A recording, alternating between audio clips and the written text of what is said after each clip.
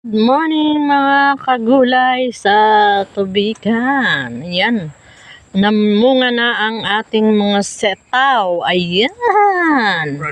Diba? Diba? Namunga na siya. Ayan. Oh, dito ito sa harap ng tubigan sa aming munting hardin ang mga lettuce. Oh, 'di ba? Kung wala kang itatanim, wala kang ganitong aanihin. At ito ang ating mga talong. Oh, dito lang din ito. Yan. Wow. Very, very nice, 'di ba? Oh, sa sako lang to mga kagulay, mga sa sako lang yan, tinanim ng inyong stroke survivor.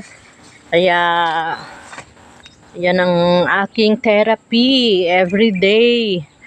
Makita ang mga tinanim na malulusog. Ayan yung ating sayuti, malapit na rin.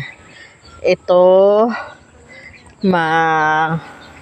gumagapang na rin siya.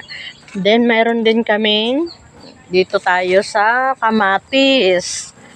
Ayan na, sasako pa rin yan mga kagulayan sa tubigan. Ayan ang mga sili. Tapos ito yung ating alokbate, 'di ba? Sa mga bag naman kaysa itapon yan, lagyan muna ng halaman. Ayan ang ating ampalaya. Marami naman ang sunod na bunga. And guys, tingnan nyo ang aming purple sili. Ang ganda-ganda, diba? Oh, galing pa ito sa Davao, sa aking hipag. Nimpa, happy birthday, Manding Nimpa for 60th birthday today. Ayan. Diba? Ganda-ganda. Okay guys, thank you for watching. Pupunta naman ako doon sa gulayan sa tubigan. Bye!